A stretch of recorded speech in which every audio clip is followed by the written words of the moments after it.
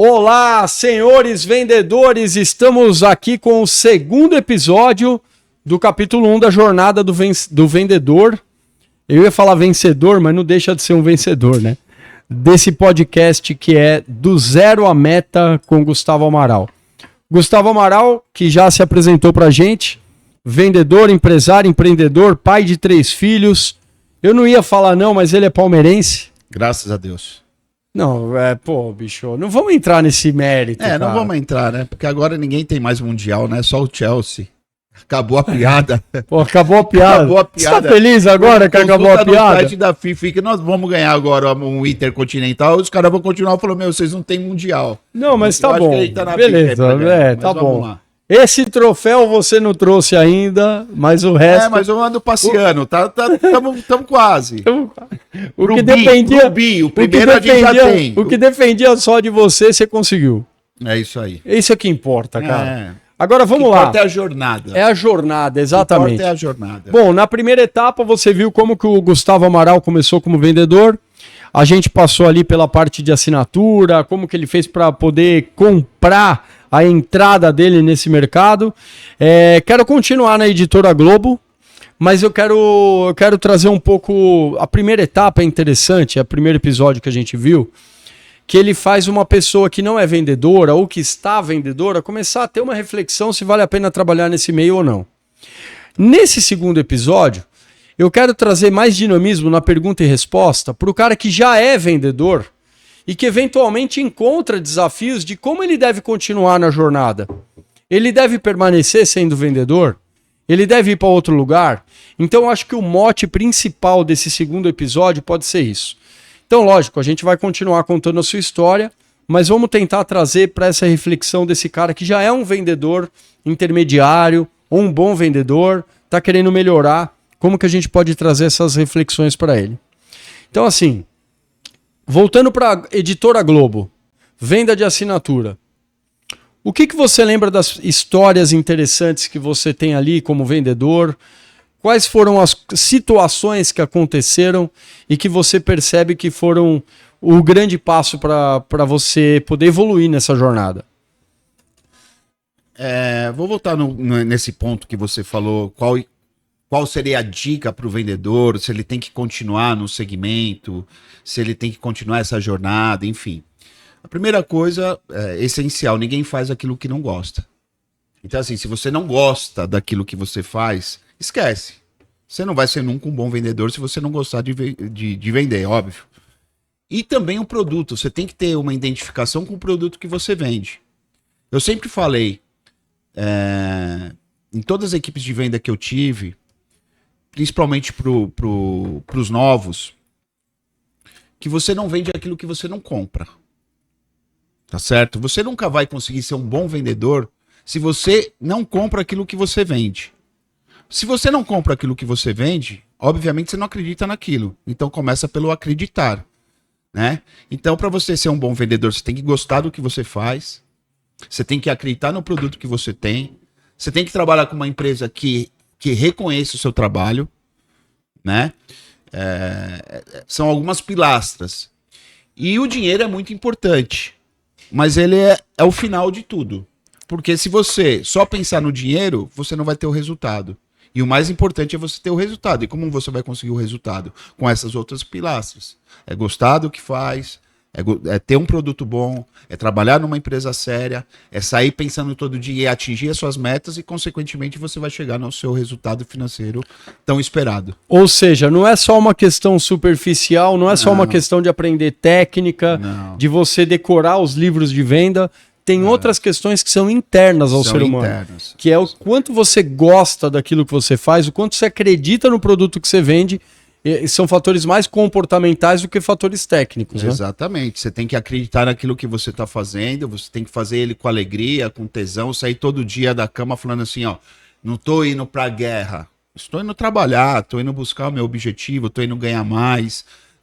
É lógico, todos nós temos o dia que é um perrengue, né?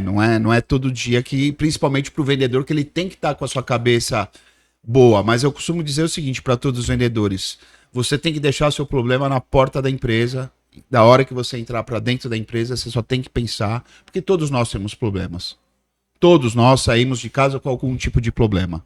Uns mais, outros menos. Mas a hora que você está dentro do ambiente de venda, dentro do escritório de venda, você tem que estar focado. Porque senão você não consegue passar energia. A pessoa não compra só o produto, nem o serviço. A pessoa compra você, compra a sua simpatia, compra o seu conhecimento, compra as suas ideias, o grau de convencimento. E se você não estiver bem, se você não tiver com uma energia boa, ainda mais no caso de venda que não é presencial.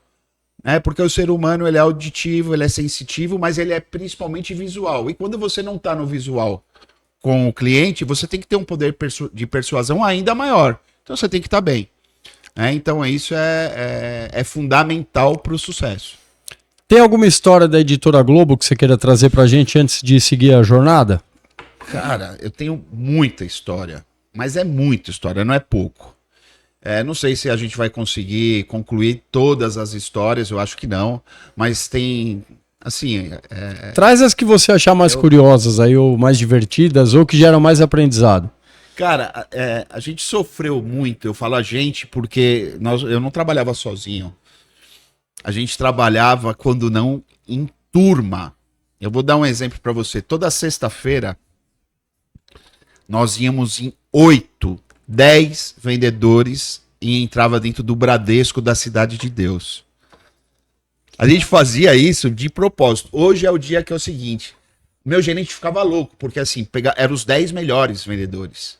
E se desse ruim, a produção ia para casa do caramba naquele dia. Mas, sexta-feira pra gente, como a gente era bom vendedor, era um dia que praticamente a gente nem precisava trabalhar. Então a gente fazia um tipo de, hoje a gente vai fazer algo diferente.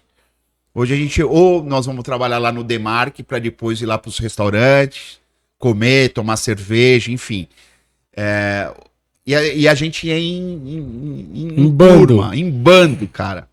Você imagina o seguinte, 10 vendedores entrando dentro daqueles prédios. Você conhece a Cidade de Deus, em Osasco? Conheço. Olha, na época ali, em 92, 91, ali devia ter, por baixo, uns 10, 12 mil funcionários. Era uma... Por isso que chama Cidade de Deus. Era uma cidade. Eu tô dando um exemplo de um dos episódios, né? Então você imagina o seguinte, nós entrávamos junto com os funcionários. Nós entrávamos sem autorização para vender lá dentro. Então a gente se dividia em 5 duplas e cada um ia para um bloco. Cada dupla ia para um bloco. Então assim, cara, sempre tem o X9 dentro da empresa que vai falar assim, quem autorizou você estar aqui dentro trabalhando? E aí o cara começa a perceber, sempre tem, que você não está autorizado. Só que até aí, até ele acionar uma segurança e para ir atrás de você, só que assim, tinha 5 duplas. Não sabiam quantos vendedores. Ele pegava uma dupla, o resto... pegava daqui a pouco o walk-talk dele, de novo, até ele pegar 5 duplas, era no final do dia. E o que os caras iam fazer? Com vendedores que estavam vendendo dentro do lugar, nós não éramos bandido. A gente era apenas, lógico, entrava sem autorização, mas até ali você fez milhões não, né? Mas fez muitos contratos de venda. Olha só o que a gente fazia, cara. A gente escondia os contratos dentro da meia, velho. Dentro do sapato. Quando não, dentro da cueca. Porque muitas vezes o cliente que fez a venda, como deu um BO, virou uma ocorrência, ele achava que aquilo era um golpe. E na realidade não era um golpe. O golpe era ter entrado dentro do lugar sem autorização, mas a venda foi feita certinha. E a gente era doutrinado por esse nosso gerente e não devolver venda. Ele era brabo. Ele era um cara que ensinou a gente a ser cascudo, né? Então esse é um dos vários que teve, né? Esse da Cidade de Deus, que foi uma sexta-feira. Então o primeiro a ser pego pelo segurança foi 10 horas da manhã e o último foi 4 horas da tarde. E esses que foram pegos 10 horas da manhã tiveram que esperar os caras que foram pegos por último. E aí depois o cara vai fazer o quê? Vai te levar pra delegacia porque você estava vendendo dentro do lugar sem autorização? Aí você aproveita e já vende na delegacia. Então, aí tem vários casos. Quantas vezes a gente foi parar em delegacia porque nós éramos pegos sem autorização, e muitas empresas, até hoje é assim, que tem a segurança, eles são polícias paisanos, né? Então, levava até a delegacia, chegava na delegacia, o delegado olhava pra cara e falava, meu, solta os meninos. Os meninos estavam trabalhando, vamos pegar bandido, né? Porque a gente trocava ideia com os caras. Falava, ó, a gente entrou sem autorização, ou muitas vezes com autorização, né? Tinha a máxima da Márcia. A máxima da Márcia. Então, a gente chegava na portaria de um prédio, ou de uma empresa, e tinha aquele... Peraí, anote aí que isso pode ser útil para você. Eu juro, tinha aquele caderno que ficava ali, entrada, visitante e o nome de quem for visitar. Então assim, a gente debruzava no balcão, quando não pegasse um nome, a gente falava, é sempre a Márcia, eu vim trazer aqui uma cortesia para a Márcia, que veio lá da Globo, mas eu não falava que era editora, não falava nada, mas qual Márcia? A Márcia do quarto andar, mas sempre tinha uma Márcia no quarto andar. Sempre tinha uma Márcia no quarto, no quinto andar. Quando não tinha, eu falava assim, não, mas a Márcia é do sétimo andar. Não, é verdade, é do sétimo andar. Ligava no ramal da Márcia. Quando ligava no ramal da Márcia, a Márcia falou assim, meu, eu não tô esperando ninguém. Mas deixa eu dar uma palavrinha com ela que eu vou explicar o que tá acontecendo. Não, é que você foi selecionado através disso aqui e eu tô aqui com uma cortesia para te entregar. Ela falou, então pode subir. Era assim. E não era só eu que usava esse modus operandi, cara. Aí você subia, entregava uma revista pra Márcia, você não ia mostrar que era vendedor, olha, isso aqui é o que você ganhou de presente. E aí fazia o famoso pica-pau. Descia no andar de baixo e começava. Olha, que eu vi aqui na Márcia. E a Márcia pediu para falar com você. E aí aquele faz que é bom, né? Um fazia, o outro fazia, o outro fazia, o outro Quando fazia. você via, a única que não comprou foi a Márcia. O resto... Cara, quando a gente escutava aquele barulho, que era o walkie-talkie, que era os polícia, não, os seguranças procurando a gente descia um elevador, eu subia dois lances de escada, ia, meu, até esses caras pegarem a gente, meu, já tava com as burras feitas de venda, cara. Só que, meu, nós chegamos a apanhar, de tomar cabeçada. Chegou a apanhar? Chegamos a apanhar. No Itaú, da Barão de Itapetininga, eu tomei uma cabeçada que eu caí sentado no chão, porque o cara ficou tão nervoso, porque ele deve ter tomado uma carcada daquelas. Porque entrou os vendedores sem autorização. Ele não conseguia pegar a gente, porque ele tava num andar, a gente subia 2. Quando a gente sabia que ele tava no outro andar, descia 3. E por aí vai, meu. Isso demorava 2, 3 horas. Quando o cara pegou a gente, ele perdeu a linha. Ele veio direto e deu uma cabeçada. Eu caí no chão, cara. Com um monte de venda guardada na cueca, enfim. Cara, é umas coisas muito loucas que acontecia, cara. Então bom, não foi... Isso aí você tinha quantos anos?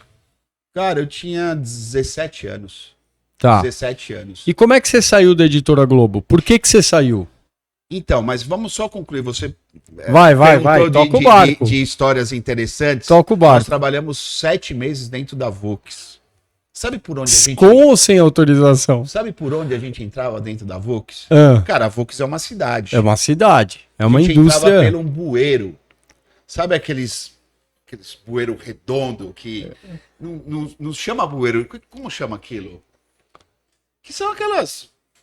É um bueiro, mas, meu... Era uma saída gigante. Aquela saída de esgoto gigante. A gente entrava por trás da Vox, mas não era... Era um cara, a gente ia trabalhando uns 5, 6 vendedores. E aquilo era enorme. E ali não dava BO, porque não tem como dar BO. Entendeu? A gente trabalhava... Cara, você tá querendo me dizer que esse monte de filme que tem de Missão Impossível, de espionagem, os caras se inspiraram em vocês. Cara, como entrar numa empresa sem ser pego, é isso? Era do Pânico. Era do Pânico. Ele é júnior perto do que a gente fazia. Mas júnior, quando eu não passava na recepção, boa tarde, entrava com funcionário. Quando a gente trabalhou na Companhia Siderúrgica Nacional, era todo mundo de azul. A gente comprou um uniforme igual dos caras. Nós trabalhamos 2 Era muito meses profissão, em né? Volta Redonda. Entrava pela portaria, entrava com os caras e dava bom dia. Não, mas conta essa da Volks. Então, da Volks a gente entrava pelo Pelo bueiro. Vocês ficaram 7 meses entrando pelo bueiro. Pelo bueiro. E a ponto de o seguinte, todo mundo achar que a gente era funcionário, a gente já comia no bandecão. Não é possível. Bandecão. Você comia no bandejão da Volks? Bandejão da Volks. Já tinha pego amizade com todo mundo, porque quem ia saber que eu não era funcionário? Quem ia saber que eu não era autorizado pelo RH? Cara, e era assim, ó. Entrava, tipo, 10 horas da manhã, 2 horas da tarde, tava com a produção feita, arregaçando de vender, porque, meu, a peãozada comprava. E é tudo no cheque. E, se eu não me engano, o banco deles era Banco Nacional. Então, quando eles não tinham cheque, eles iam dentro do banco que tinha na Volks, dentro da Volks. Já sacava. Cara, ali. Mas o que eu tô te falando da Volks, aconteceu na Johnson, aconteceu na Volks, aconteceu na Cidade de Deus, aconteceu no BCN, aconteceu em todos aqueles prédios que você vê ali na Paulista, que tinha ali a Caixa Econômica Federal. Foi em muitos lugares. A Berrine, quando subiu a Berrine, aqueles prédios Robocop. Então, assim, a gente trabalhou em muitos lugares. Na Xerox do Brasil, na Avon. Então, assim, tem algumas ocorrências que deram ruins, lógico, de segurança, de prender a gente. Mas a maioria das vezes, ó, deixa os meninos ir embora. Deixa os meninos ir embora. Então, assim, a gente era visto como os coitadinhos. Ô, coitadinho, e como é que você saiu da Volks, cara? Alguém pegou, né? Não pegou, porque tem um ciclo, chega uma hora que enjoa. Já fechou, todo mundo que tinha que comprar ali. Já era o impostor de saber entrar em qualquer lugar. O único lugar que eu não entrei foi na GM, porque meu pai era funcionário. E eu falava assim, meu... Se eu entrar lá e der ruim, meu pai vai ser mandado embora. Eu fiquei com medo de ser mandado embora. E até hoje eu tenho curiosidade de entrar na GM. Mas eu entrei na Ford, entrei na Volks, depois virou Auto Latina, entrei na Fiat, entrei na GM, entrei na Volvo. São José dos Campos eu trabalhei muito tempo lá. Entrei quase em todas as empresas de lá, porque ali é um centro industrial. Até quantos anos você ficou na Globo fazendo esse trabalho de impostor aí, meu? Assim, e eu era um vendedor que, diferentemente dos outros vendedores, tinha evento, eu não gostava de trabalhar em evento, porque tinha horário para entrar, horário para sair. E eu era um cara que era muito de resultado. Para mim não era o horário de trabalho, e sim a quantidade de venda que eu fazia. E era assim, eu sempre estava o primeiro, o segundo, o terceiro, primeiro, o segundo, o terceiro, e isso me motivava muito, eu era muito competitivo. Muito competitivo. Eu sempre queria estar ali, recebendo troféus, enfim. O meu troféu de vendedor não está aqui, mas eu vou trazer no próximo episódio nosso aqui para mostrar. Eu não lembro se foi 91, 92, foi 3 meses seguidos. Assim, a gente tinha uma média de 250 vendas por mês. Venda agressiva, né? E assim, não trabalhava só em São Paulo. A gente ia para o Rio de Janeiro, aí ficava uma temporada no Rio de Janeiro, ia para Brasília, ficava uma temporada em Brasília. Imagine trabalhando naqueles anexos em Brasília, o quanto eu vendia. E assim, eu falo, meus pais, né? Os pais daquela época tinham muita confiança. Como que um moleque de 17 anos de idade sai para trabalhar em outro estado? Cara, eu ficava na Praça Tiradentes, no Rio de Janeiro, no centro de tudo, no centro do pó, no centro do crack, no centro... Ficava numa pensão ali. Então, assim, mas só quando a gratidão vinha, ela era financeira, ela era gorda, porque a gente ganhava muito dinheiro. Uns guardavam, outros não guardavam, outros... Tudo que ganhava numa viagem, deixava na própria viagem, em putaria, em uma série de coisas, só a diária de hotel...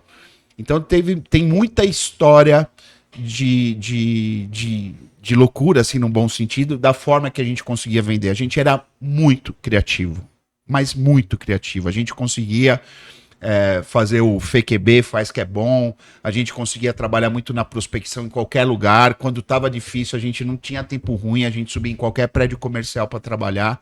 Então, os lugares que a gente trabalhava, né? Muito em órgão público, empresas, bancos, aí tinha as opções, naquela época não tinha quiosque de venda em nenhum lugar, né? Você vê hoje no shopping, quiosque de venda, da TIM, da Claro. Hoje tá fácil, né? Hoje tá fácil. Mas assim, olha, eu não invejo não, viu?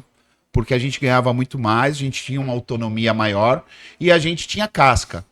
Não era mimizento, entendeu? E quando não batia a meta, a gente tomava aquelas reuniões de esporro, aquelas reuniões gerais, que não era era meu, cacete, meu, vocês não bateram a meta, e a gente no final saía no gás. Chegava no final do dia, entregava as vendas pro gerente, ele era careca, dava um beijo na careca dele, e, meu, ia que ia, cara. São muitas histórias pontuais que aconteceu, muita coisa boa. E aí teve um episódio que a Globo parou. Não sei se foi uma estratégia, mudou-se o preço, parou de vender assinatura, e aí foi quando eu fui para um outro segmento, que eu acho que ali eu me tornei o profissional de vendas. Tá, mas espera aí. Então você ganhou sua grana. Não era profissional, mas você estava se forjando, na Globo. Você estava se forjando para poder desabrochar. Em que ano? Você lembra que ano ou quantos anos você tinha quando houve essa ruptura aí com a Globo? Então, com a editora Globo?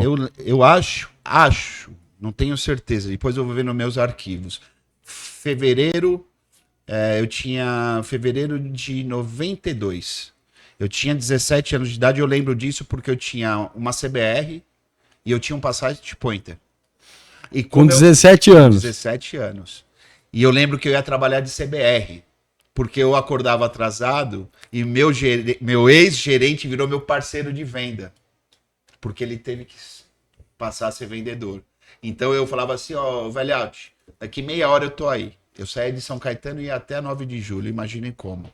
Daquele jeito. Daquele jeito. Tá, aí houve a ruptura com a editora Globo. Pra onde você foi? Não é que houve uma ruptura. A editora Globo, por alguma estratégia que a gente não sabe qual foi, se foi uma mudança de estratégia comercial ou de ajuste financeiro, a gente não sabe o que aconteceu. Ela parou, ela pegou e simplesmente triplicou o preço da assinatura, mas para inviabilizar as equipes mesmo. E depois ela voltou, mas até aí eu tinha ido... Cada um já tinha ido pro seu caminho.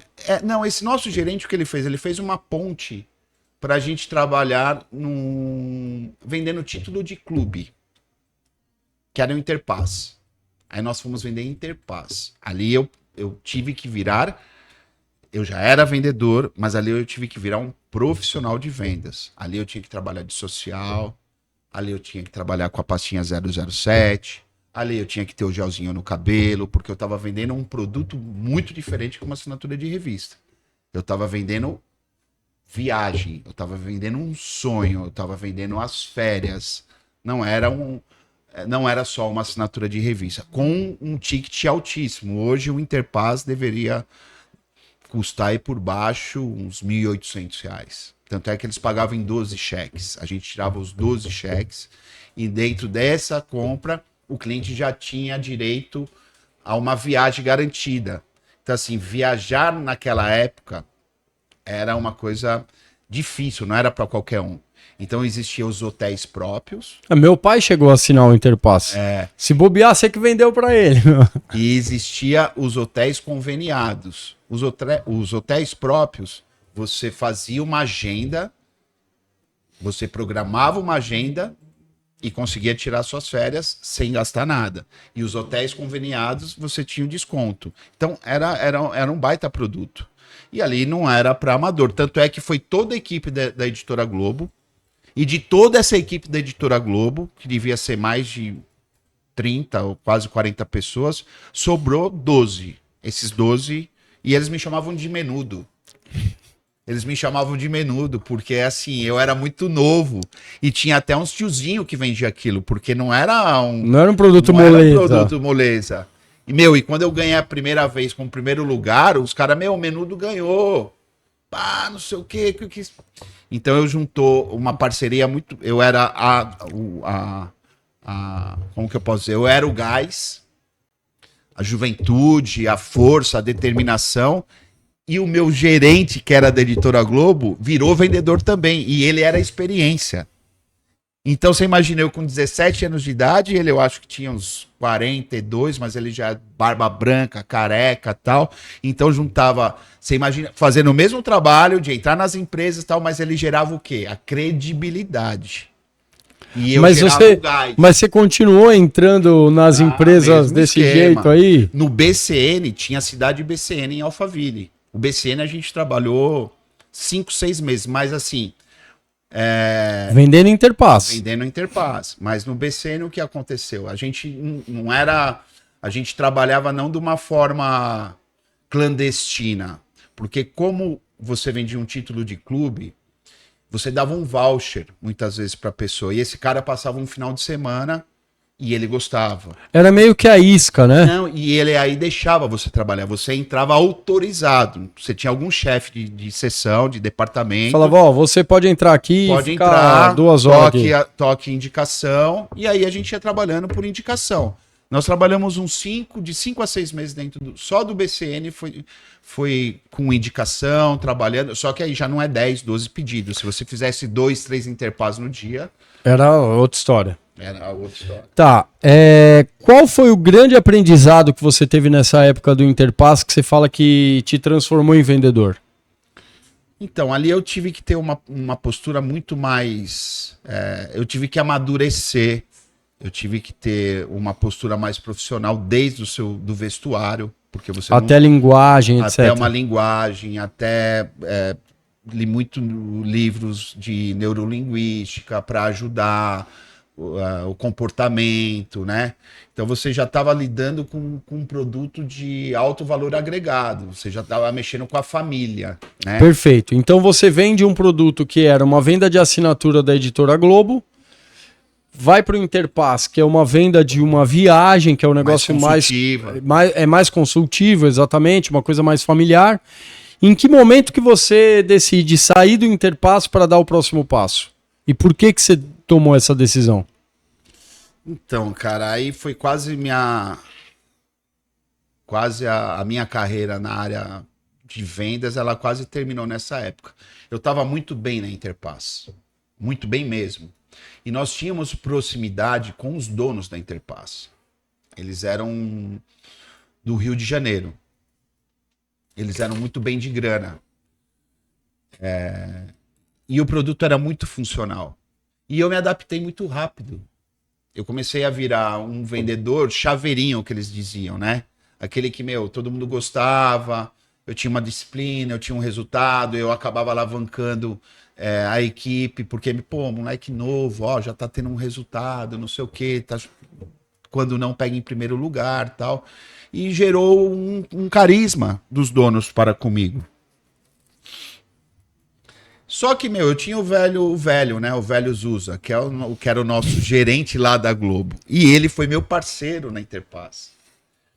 E aí ele teve um convite para voltar para a Globo, porque a Globo tinha se reajustado. Viu que tinha feito besteira, resolveu voltar atrás. Não, a editora teve o problema, não foi ele que teve o problema. Não, eu tô falando da editora. Sim, a editora viu que tinha errado na estratégia e falou, vou melhorar isso aqui. Coisa ali, eu era muito novo, tal, assim, hoje eu sou empresário, eu sei. Ela tinha que fazer algum ajuste. Ela tinha que fazer alguma equação no portfólio de revista, ou ela estava passando por uma transformação de gestão, né? Que essa palavra nem existia na época. E aí, passados-se 6, 7 meses, ela voltou. E quando ela voltou, ela chamou de volta esse meu gerente. E esse meu gerente chamou toda a equipe de volta, falou, vamos voltar para tudo aquilo que a gente era. E eu falei que não. Eu falei, eu tô ganhando super bem aqui, velho. Chamava de velho, né? Velho, tô ganhando muito bem aqui, não dá pra sair assim, mas você foi meu melhor vendedor, a gente foi parceiro, não sei o que, tá. E eu tava decidido que eu não ia voltar a vender assinatura de revista, porque eu tava ganhando muito bem, eu tava num momento mais profissional, né? Numa carreira com uma propensão maior, e aí foi quando ele me prometeu, falou, não, você volta, você vai ser meu supervisor. Ah, aí você tá então falando de sair de vendedor para virar supervisor. Pois é, mas teve uma pegadinha do malandro. Qual foi a pegadinha? Esse foi o problema. Como eu era um bom vendedor e ele estava precisando alavancar de volta a equipe, eu voltei para ser supervisor, mas ele não me deu a supervisão. Ele começou a promover um monte de gente, porque ele tinha que montar a equipe. Ele era um gerente, precisava ter os supervisores, e ele começou a promover um monte de gente na minha frente. Que essas pessoas, qual é o meu comparativo? Quem tem que ser promovido é aquele que tem o melhor resultado. É a lei da premiação. Mas nem sempre é assim com vendas, né? Mas, enfim. Quando eu comecei a perceber que ele estava promovendo um monte de gente que não, na minha visão, não merecia estar na minha frente, pela meritocracia, aquilo começou a me dar um efeito rebote. Começou a me desmotivar. Então eu comecei a deixar de trabalhar, eu comecei a faltar, minha produtividade caiu. Aí o dinheiro cai também. Enfim, fiquei semanas sem aparecer no escritório, entendeu? Até um dia de eu ter uma conversa com ele e falar, eu tô parando, não tenho mais motivação, você me prometeu isso, aquilo, outro, eu vou voltar para Interpass, vou voltar a vender, não sei nem se eu vou ter gás para vender, porque eu estou totalmente desmotivado. E na época ele teve uma estratégia. Hoje eu entendo a estratégia dele. Ele não ia pegar os melhores vendedores dele, eu vou falar no meu caso, e colocar num momento que ele precisava montar a equipe, colocar eu como supervisor. Porque eu alavancava o resultado e era um espelho positivo. Então, teoricamente, ele pegou os supervisores os vendedores de menor produtividade. Jogou para supervisão para não perder capacidade de venda. E aí isso não aconteceu só comigo, aconteceu com outros também, mas eu fui o penúltimo a ser promovido. Lógico, tive uma ajuda, né, da Vanessa, que me ajudou nesse momento, que ela também era supervisora. Mas você considera que nesse momento, então, você começa a vida do supervisor, ou a gente ainda tem molho para falar sobre a vida do vendedor? Eu acho que a gente tem um pouquinho mais para falar do vendedor. Então vamos fazer o seguinte, vamos fazer o nosso terceiro episódio da Jornada do Vendedor ser uma coisa prática. Vamos, até com dicas, né? Isso, nós vamos escolher uma história de algum vendedor que realmente mande a sua história para cá. E o terceiro episódio, a gente vai usar a sua experiência de vendedor, nós vamos analisar a história desse cara ou dessa mulher, e você vai dar dicas de como que ele pode efetivamente melhorar a meta e tudo mais. Pode ser? Sim, claro. Então, desafio feito.